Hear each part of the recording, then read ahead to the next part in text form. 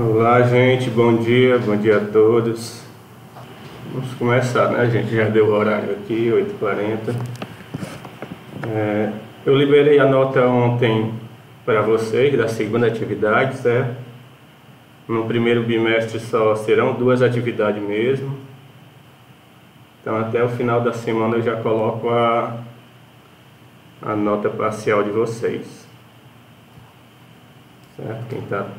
Quem entregou as 2 atividades já vai ter a nota parcial até o final da semana. A bimestral, pessoal, está agendada para a primeira semana de abril, certo? Então a gente tem essa aula, tem a próxima semana e na semana seguinte seria a semana de avaliação bimestral. Hoje eu vou dar continuidade no conteúdo, iniciar a segunda unidade, mas aí eu vou mostrar mais a parte conceitual para vocês. A parte de fazer conta, né? A gente vai fazer depois que vocês realizarem a bimestral, para não ficar confuso para vocês. Tá?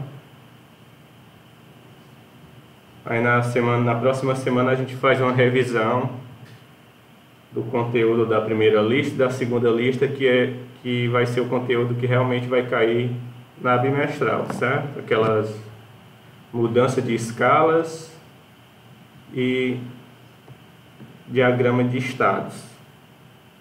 A gente faz uma revisão na próxima semana, certo?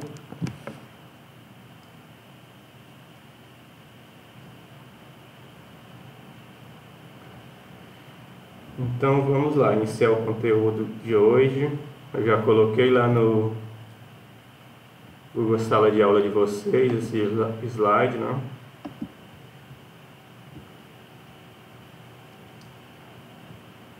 Certo? Então a gente diferenciou, né, na primeira unidade o conceito de calor e temperatura, e a gente estava trabalhando com a definição de temperatura, né? Agora a gente vai focar mais na parte de calor, certo? Nessa transferência de energia de um corpo para outro, ou de um sistema de corpos, né? Então, só relembrando que a gente, primeiro, qual é o objetivo desta unidade, né, desta aula. A gente vai definir o calor. Na verdade a gente já definiu, né, mas a gente vai relembrar aqui a definição, as unidades que a gente usa para o calor, unidade de medida do calor, vai ver os processos de propagação do calor, algumas propriedades, né, do corpo, como a capacidade térmica, o calor específico, né, da substância, calor sensível e calor latente, e vai ver o princípio geral das trocas de calor entre corpos. Vamos lá, relembrando, né? A gente viu que o calor é essa energia térmica em trânsito, né? Sendo transferida de um corpo para outro, e ela ocorre naturalmente, né, sempre do corpo de maior temperatura para o corpo de menor temperatura, certo? Esse é o sentido natural de propagação do calor. Há algum caso na natureza onde este processo se dá, né, da maneira inversa, do frio para o quente? Sim, né? Mas não se dá naturalmente. Eu tenho que fornecer energia para que isso ocorra da maneira inversa. O sentido natural, né, sem a interferência do homem, é sempre do quente para o frio, certo? E essa transferência ela vai se dar até os corpos atingirem a mesma temperatura. Se não há diferença de temperatura, não há mais a transferência de calor, certo? Essa transferência de calor se dá pela diferença de temperatura entre os corpos. Então, quando ele atinge o equilíbrio térmico, a mesma temperatura, este calor cessa, né? Ele deixa de ser transferido entre os corpos. Então isso daqui foi tudo que a gente já tinha visto na unidade 1, só relembrando, né? Então, qual é a unidade de medida de calor, pessoal? O calor a gente disse que a gente definiu como energia térmica, né? E vocês devem estar lembrados quando estudaram energia potencial, energia cinética, energia mecânica no primeiro ano, que a energia, a unidade de energia é o joule, certo? Só que por razões históricas, né, o calor ele foi inicialmente dado em calorias. A unidade de calor era a caloria, né, abreviada por cal. Antigamente achava-se que calor era uma propriedade distinta, certo? Não tinha relação com a energia. Era uma propriedade do corpo, como a massa, como a densidade, né, como a energia. Certo? Eles chamavam de calórico, né? Era uma propriedade do corpo que eles nomeavam por calórico, que era dado em caloria. Então, mais à frente foi descoberto que o calor, na verdade, é um tipo de energia, certo? E existe essa relação aqui entre calorias e joule. Uma caloria equivale a aproximadamente 4,18 joules, certo? Então a gente sempre pode converter caloria em joules e vice-versa, né? Se eu tenho 5 calorias que eu quero saber quanto vale em joules, é só multiplicar os 5 vezes 4,8, pois cada caloria vale 4,18 joules. Se eu tenho joules, eu também posso converter em calorias fazendo a operação inversa, né? Ao invés de multiplicar, eu vou dividir por 4,18. Algumas questões já arredondam este valor, né, para 4,2, para ficar mais simples os cálculos. Mas essa é a relação entre calorias e joules, tá? Já que o calor também é um tipo de energia. Se você for consultar aquelas tabelas nutricionais dos alimentos, né, eles sempre fornecem calorias, ou quilocalorias, né, que é 1000 calorias. Então é bastante usado ainda a calorias. O calor ele pode ser transferido, né, de um corpo para outro, de um ponto do espaço para outro, por 3 processos distintos, né, que é a condução, convecção e a radiação. Vamos ver cada um deles. A condução, o próprio nome já dá uma ideia, né, de conduzir. O calor ele vai ser transferido de molécula para molécula, certo? Então eu vou esquentar ali um corpo, né? Por exemplo, eu pego uma barra de ferro e vou esquentar em uma das extremidades. Este calor vai ser transferido, né, daquela extremidade que está aquecida para a extremidade oposta por transferência, né, de molécula para molécula no corpo. Então aquelas moléculas que estão aquecidas começam a vibrar, vão se chocando ali com as moléculas que estão na vizinhança, e este calor vai sendo transferido de molécula para molécula através do material, né, do corpo que está sendo aquecido, certo? Então isso é mais perceptível nos sólidos, né, pessoal? Porque os sólidos, a gente viu que o estado de ligação, essa força que mantém as moléculas unidas é muito forte. Então ele tem um volume e uma forma bem definida, tá? Então nos sólidos este efeito é mais intenso, mas não quer dizer que ele também não ocorra em líquidos e gases, certo? Então vai ser Há necessidade de um meio material para que essa transferência ocorra, né? E ela se dá de molécula para molécula naquele corpo.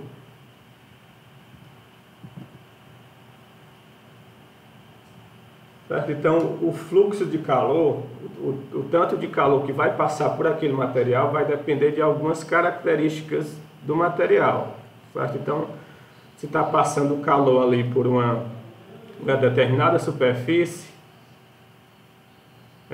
este fluxo de calor, o tanto de calor que vai passar em um determinado intervalo de tempo, ele vai depender da área de contato, né, por qual aquele calor está passando.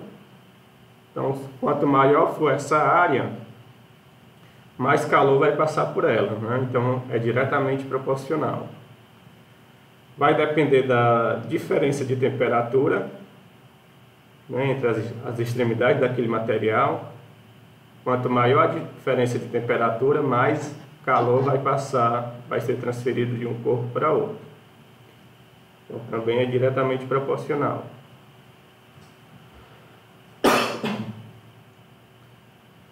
E vai depender da espessura daquele objeto, né? No caso aqui da largura dessa parede. Quanto mais espesso for o objeto, menos calor vai passar de um lado para outro dessa superfície, né? Então, aumenta a espessura, diminui o calor que é transferido de um lado para outro. Então, é inversamente proporcional. Aqui a gente tem uma expressão para calcular este fluxo, né? A gente vai ver na parte que a gente vai tratar a matemática desse conceito. Então, é para ter inicialmente só essa ideia, certo?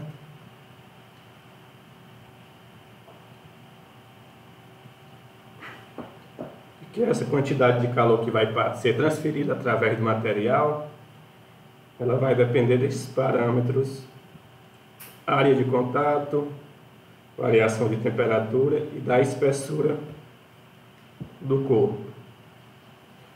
Este K aqui é uma constante de condutibilidade térmica. Você já deve ter percebido que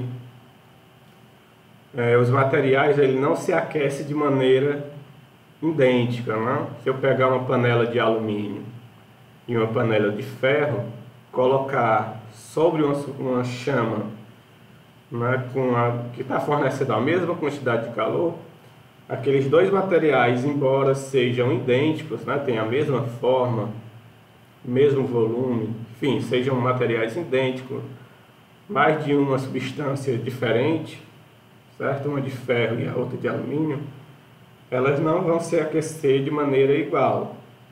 Por que não, né? Isso está relacionado com a natureza do material, né? A gente vê que o material ele é composto de átomos e moléculas, e estes átomos, né? O átomo de alumínio não é igual ao de ferro, e por isso eles não vão conduzir da mesma forma, certo? Então essa constante de condutibilidade térmica está relacionada ao tipo de material.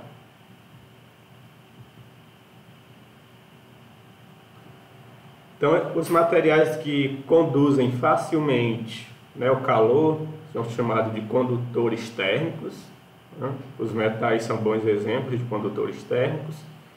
E aqueles que oferecem uma resistência à passagem de calor, né, onde esse processo praticamente não ocorre, eles são chamados de isolantes térmicos. Certo? Aí tem exemplo aqui, madeira, isopor, né? O isopor que você coloca lá a cervejinha para evitar que ela perca calor, né? Então é um isolante térmico. O calor não vai passar por aquele material facilmente. Certo? Então isso é a condução, né? Se dá através do material por transferência de molécula para molécula naquele corpo. O segundo processo, convecção térmica, ele vai se dar geralmente em líquidos e gases por diferença de densidade. Vocês devem ter ter visto lá em química a definição de densidade, né, pessoal? A densidade é a massa pelo volume do corpo. Massa por volume. Quando a gente aumenta a temperatura de um corpo, né, a gente está dando energia àquelas moléculas para se locomover, né, para se deslocar a distâncias maiores. Isso vai acarretar em um aumento de volume. Se você pensar em um gás, você está fornecendo energia às moléculas do gás, essas moléculas elas vão se deslocar em uma distância maior. Então este gás acaba ganhando volume. Então se o volume aqui aumenta, o que vai acontecer com a densidade? Vou dividir essa razão, ela vai ter um divisor maior, então o resultado vai ser um número menor. Então aumenta a temperatura, aumenta o volume e essa densidade diminui. Qual é a consequência disso, pessoal? Quando eu aqueço um líquido em um gás, aquela parte quente que tem maior temperatura, né, ela vai expandir o volume e diminuir a densidade. E se eu me lembrar da expressão do peso aqui, que vocês devem ter visto no ano passado, né? O peso de um corpo é a massa vezes a gravidade. E observe aqui, ó, que massa e densidade estão ligados diretamente. Maior massa, maior densidade, certo? Então aquela massa de ar quente, ela vai ser mais leve do que a massa de ar fria. Ou aquela parte do líquido quente vai ser mais leve do que a parte do líquido fria. Diferentes densidades, diferentes pesos, certo?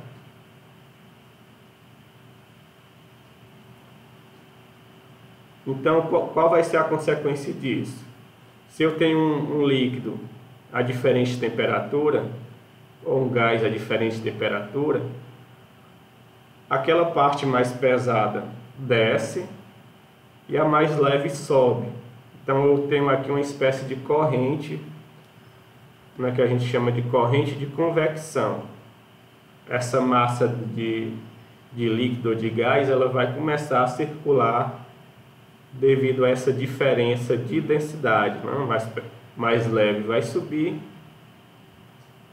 e o mais pesado desce para ocupar aquele espaço, né, da parte quente, tá? Então a gente consegue ver as aplicações aqui no nosso dia a dia desse processo de convecção, né?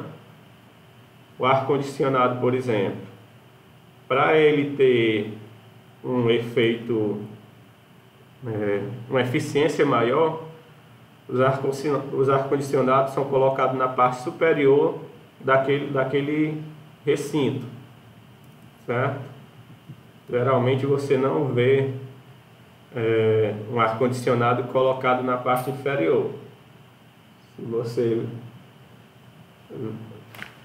Se você vê um ar-condicionado instalado na parte inferior do recinto, né, aquele ar-condicionado ele vai gastar muito mais energia para poder esfriar aquele ambiente.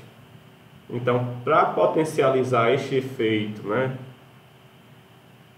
de resfriamento daquele ambiente, é aconselhável colocar o ar-condicionado na parte superior, porque o ar frio, né, que vai sair do ar-condicionado, ele vai descer, enquanto o ar quente vai subir e vai ser esfriado, né, até aquele recinto alcançar a temperatura desejada, certo?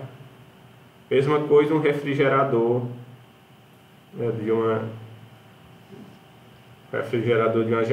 geladeira comum, certo? Ele é localizado na parte superior justamente para potencializar esse efeito, essa eficiência do eletrodoméstico, né? O ar frio, que é mais pesado, desce e o ar quente sobe, potencializando aí a eficiência do equipamento. Quer dizer que se eu colocar o ar-condicionado na parte inferior, a sala não vai esfriar? Vai sim, mas vai gastar muito mais energia e vai também levar um tempo muito maior para aquele ambiente chegar à temperatura desejada, certo? Então, aqui eu tenho duas ilustrações mostrando isso, nessas correntes de convecção. O ar aqui está sendo aquecido, o ar quente sobe e o ar frio desce, gerando aqui o movimento. Então, o vento, pessoal, né, que é o ar em movimento, ele é gerado em grande parte por essa diferença de temperatura entre as regiões, né? As correntes de convecções, elas são geradas por essa diferença de temperatura entre as regiões.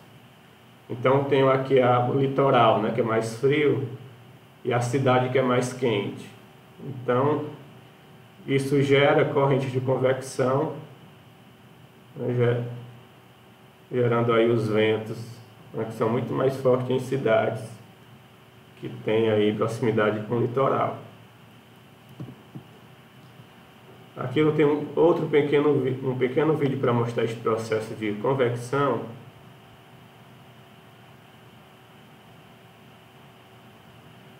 Não tem som, certo? É só...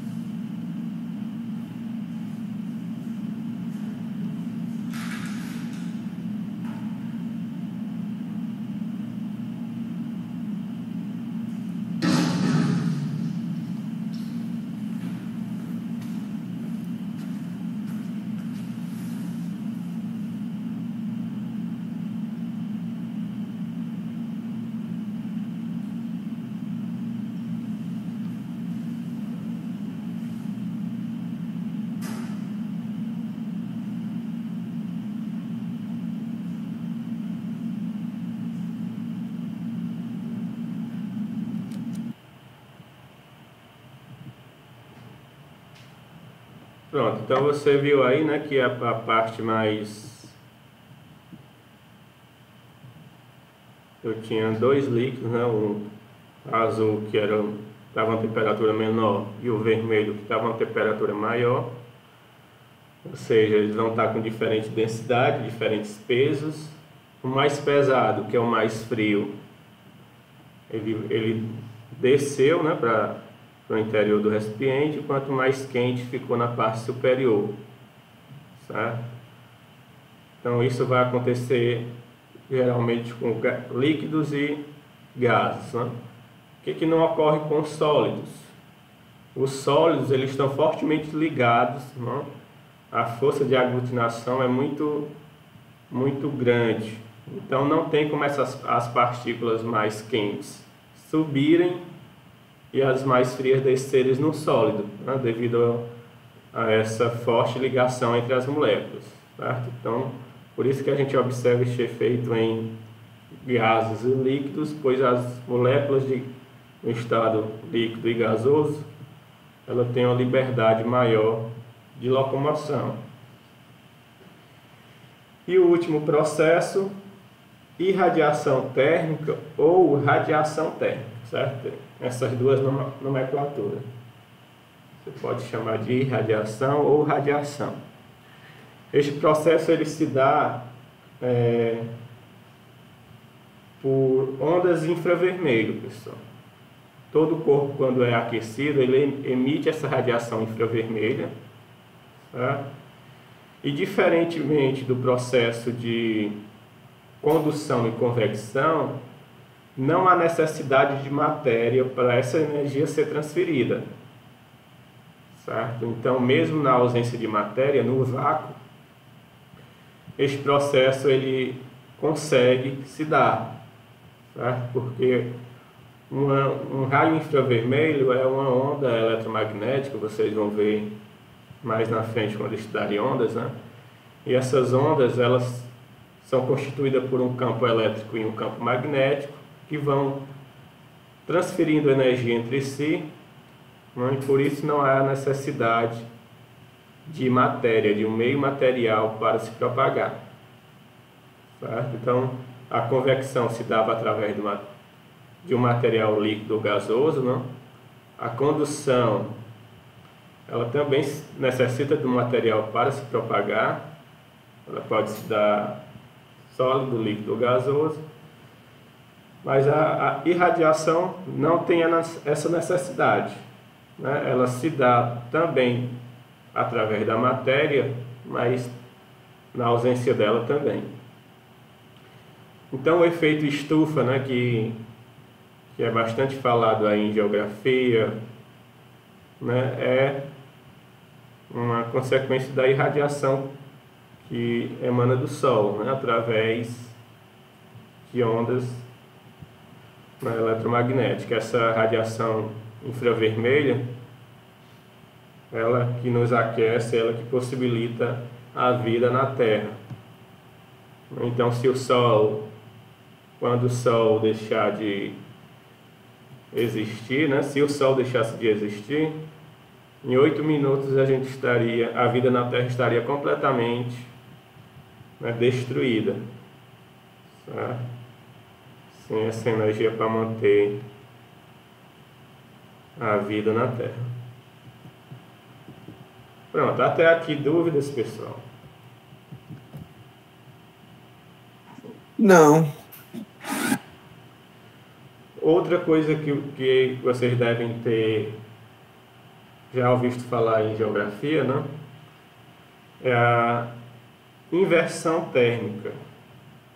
Em cidades muito poluídas, essa poluição, né, ela impede que essa convecção ocorra naturalmente, certo? Então, esse processo de convecção entre os gases que nos envolvem, né, oxigênio, nitrogênio, ele está ocorrendo a toda hora.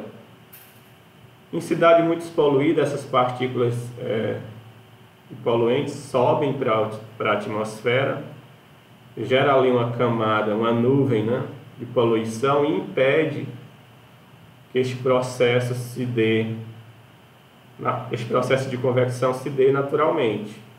Então você pode ter cidades ali atingindo altas temperaturas, né, ondas de calor, porque não ocorre este esfriamento natural, né, dessa camada de gás, chamada inversão térmica.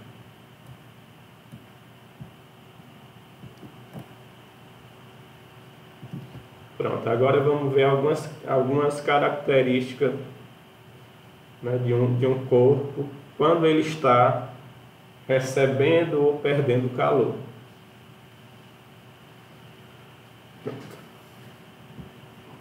A primeira característica de um corpo é a sua capacidade térmica. O próprio nome já nos dá uma ideia, né, do que é essa capacidade térmica. Se eu digo que uma caixa d'água ou uma piscina tem uma capacidade de 20 mil metros cúbicos, né? Se eu fornecer mais do que aquela quantidade, né? Se eu encher a piscina ou a caixa d'água com a quantidade superior àquilo, ela vai transbordar, né? Vai extrapolar a sua capacidade térmica, ou a sua capacidade de volume, né? Então a gente pode fazer uma analogia com a capacidade térmica de um material, né? De uma substância.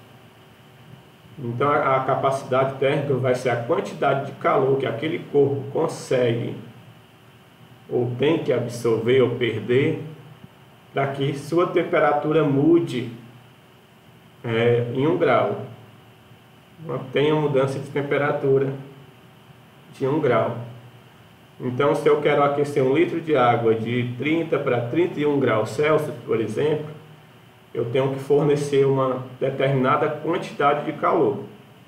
Essa quantidade de calor é a capacidade térmica daquele material, né?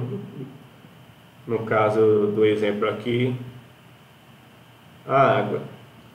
Então, há 2 maneiras de encontrar essa capacidade térmica, né? Pela definição de capacidade térmica, ela é a razão, né? A divisão entre o calor que é fornecido ou cedido daquela substância pela variação de temperatura a qual ela está apresentando. Então vamos supor aqui que eu forneça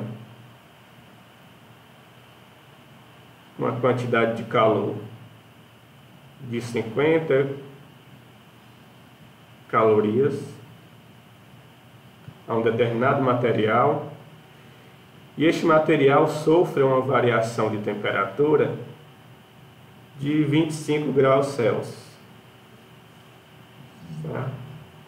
Então a capacidade térmica deste material hipotético aqui, deste exemplo, vai ser a divisão dessa quantidade de calor, 50, pela variação de temperatura a qual aquele corpo, né, apresentou. Então, para esse exemplo aqui, a capacidade térmica seria de 2 calorias para cada grau Celsius. Então, essa é a quantidade de calor que eu tenho que fornecer ou retirar do corpo para ele ter uma variação de 1 grau. Certo? Então, isso é a capacidade térmica de um corpo.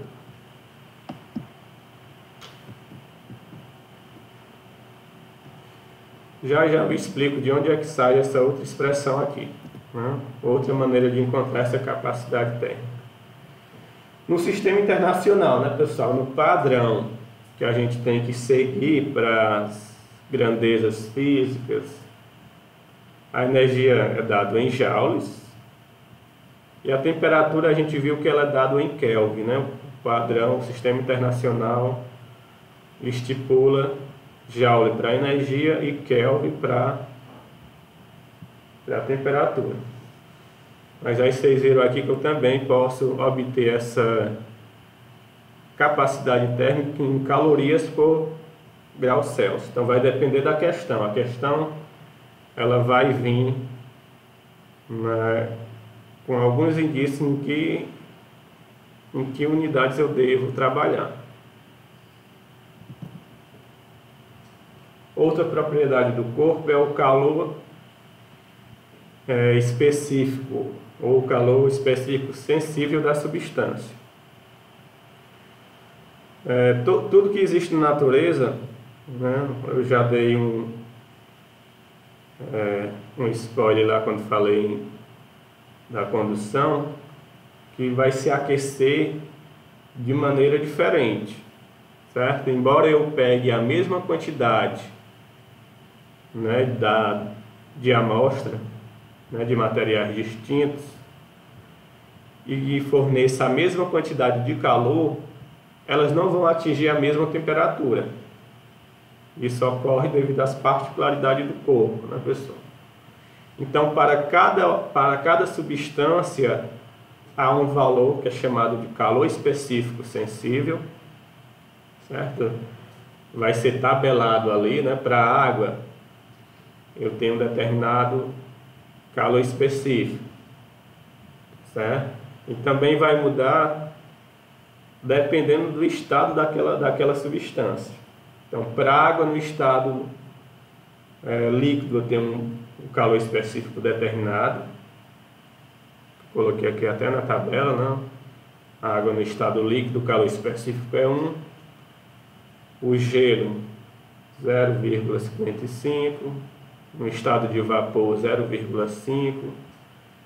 Alumínio, eu vou ter outro calor específico. Então, para cada substância eu tenho um valor, uma constante, né, que é chamada de calor específico sensível. Então, cada material vai aquecer de maneira distinta, mesmo recebendo a mesma quantidade de calor. E isso também vai se dar de maneira distinta, dependendo do estado da matéria em que aquele material se encontra. Então, observe, ó, capacidade térmica. Eu estou considerando o corpo como um todo, certo? Eu olho para o corpo como um todo, eu adoto a letra C maiúscula, né? O C maiúsculo. E este calor específico, ele é a quantidade de calor necessária para aumentar apenas 1 grama. Então, eu vou pegar... Não vou olhar o corpo todo, eu vou olhar unidades, certo? Então, a quantidade de calor necessária para fazer com que 1 grama daquela substância varie a sua temperatura em 1 grau. Então, é bastante semelhante, né, pessoal? Só que a capacidade térmica eu olho para o todo, simbolizado pela letra C maiúsculo. E o calor específico eu vou olhar para a unidade, para 1 grama daquela amostra, daquela substância. Vai variar 1 grau a sua temperatura. E outra ressalva aqui é que eu tenho que olhar em um determinado estado da matéria, certo? Eu não tenho que analisar aqui numa mudança de estado. Então, este valor, este incremento ou diminuição de 1 grau na amostra tem que se dar no mesmo estado físico. Eu não posso aumentar, por exemplo, de 100 para 101 no caso da água, né? Porque eu sei que na água, em 100 graus Celsius, eu estou tendo ali uma transição, uma mudança de estado. Certo? Então, este calor sensível, por isso que ele é diferente para cada estado. Eu tenho que analisar no mesmo estado físico, eu não posso analisar essa variação em uma mudança de estado para outro.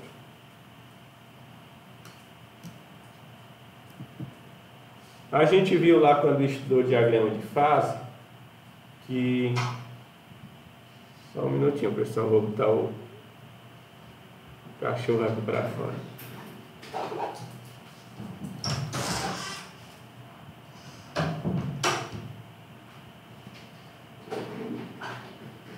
A gente viu quando estudou diagramas de fases que no mesmo estado, quando a gente fornece calor à substância, ela aumenta a sua temperatura. Por exemplo, a água.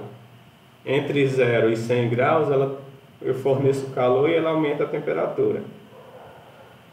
Quando chega em 100 graus, aquela temperatura para de aumentar. Eu continuo fornecendo calor, mas aquele calor que está sendo fornecido, ele não é usado mais para variar a temperatura da substância, mas para converter, para mudar de um estado para outro. Então, essa parcela de calor que está sendo fornecida, a gente diferencia entre calor sensível,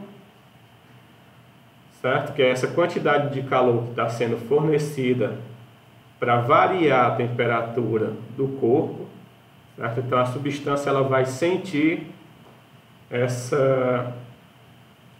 esse efeito da mudança de temperatura. Então, por isso que a gente chama de calor sensível, né? A substância vai ter esse efeito de mudança de temperatura, certo?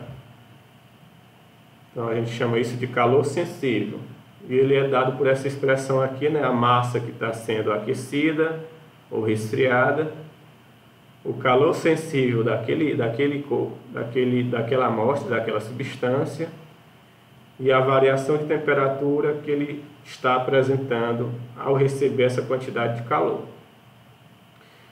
E aquele calor que está sendo usado para fazer a conversão, a mudança de estado, a gente chama de calor latente.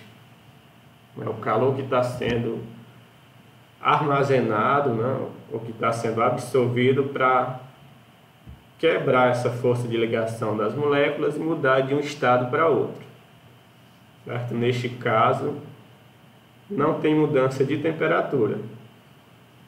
Então é bem simples de diferenciar, né, pessoal? O primeiro, ocorre um aumento ou um resfriamento da amostra, né? Há uma mudança de temperatura, enquanto no segundo, essa temperatura permanece a mesma e há a mudança de estado. Então, o calor que é jogado na substância para converter, para mudar a substância de um estado para outro. Dúvidas até aqui? Tá aí porque a carne torrada fica bem vermelhinha. Não entendi, Júlio.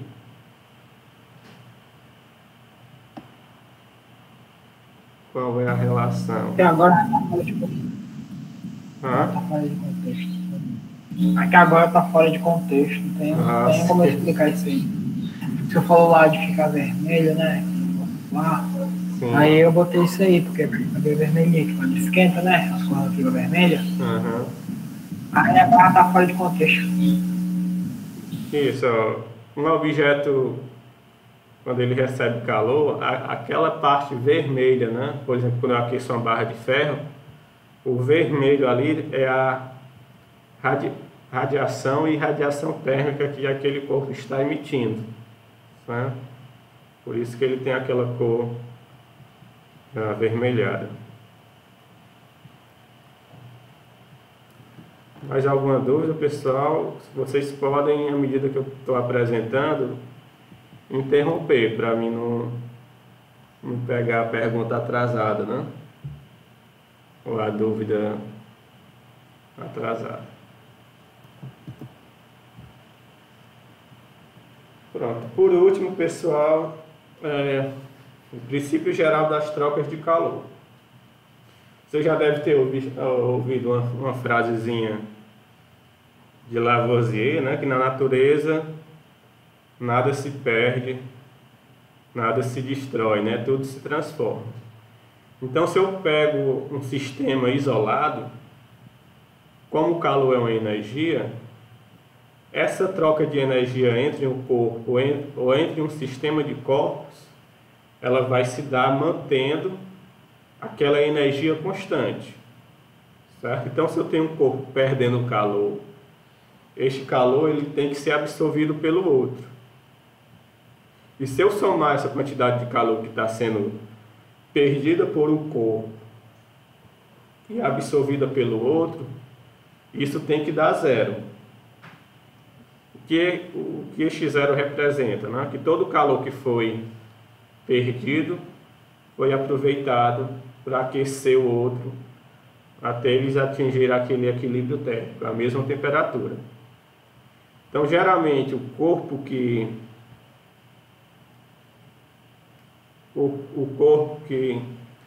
cede calor, né, que perde calor, a gente adota um sinal negativo, e aquele que está ganhando, recebendo calor, a gente adota um sinal positivo. Então, como é que isso vai dar zero? Aqui eu tenho um exemplo só de dois corpos, né? Então, se este corpo aqui perdeu 20 calorias, adota o sinal negativo.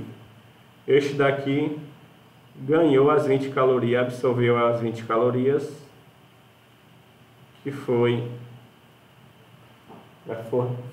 liberada pelo corpo A. Então, quando eu somo isso daqui, menos 20 mais 20, isso vai dar zero. Então, se o sistema é isolado, né, se ele não deixa, se a energia que está naquela parte que eu estou estudando,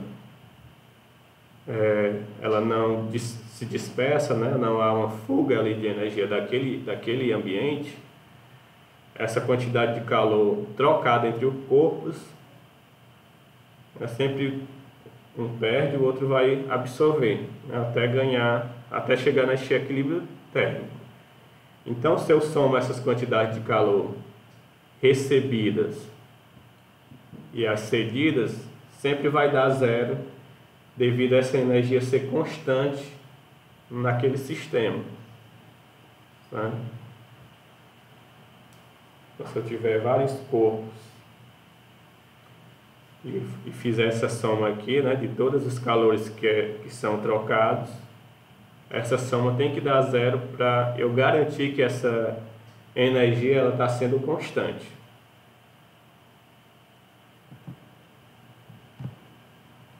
Era isso, pessoal. Deixa eu ver se a gente ainda tem tempo. 9h27. Tem uns minutinhos, né? Tem mais perguntas. O Júlio aí com as suas histórias, né?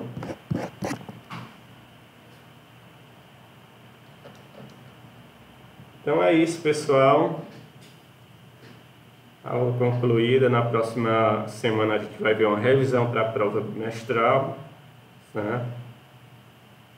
Até o final da semana eu vou estar colocando as parciais de vocês. Com licença, professor. A prova bimestral, como é que vai ser? Como é que vai funcionar? Porque no ano passado, as provas bimestrais e depois foram um formulário que a gente fazia de manhã e não tinha aula. Vai ser do mesmo jeito nesse ano? Vai ser naquele mesmo esquema do site, né? Vai ter um site com um link para cada disciplina. Só que dessa vez não serão mais 5 questões, 10 questões. E provavelmente vocês vão ficar livres nessa semana, só para realizarem as provas como foi no ano passado, né?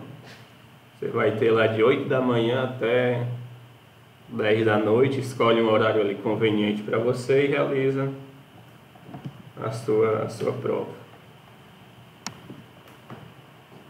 Muito parecido como foi no ano passado. Só essa mudança de 5 para 10 questões em cada prova.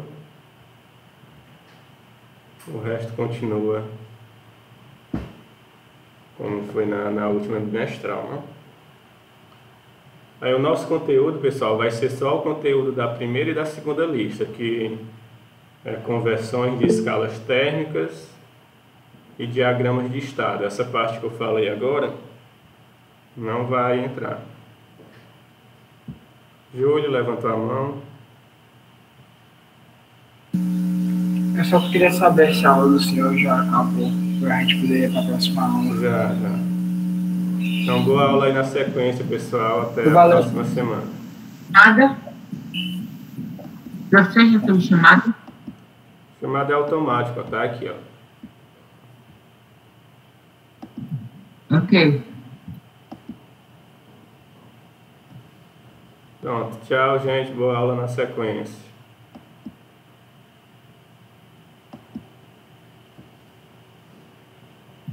Tchau.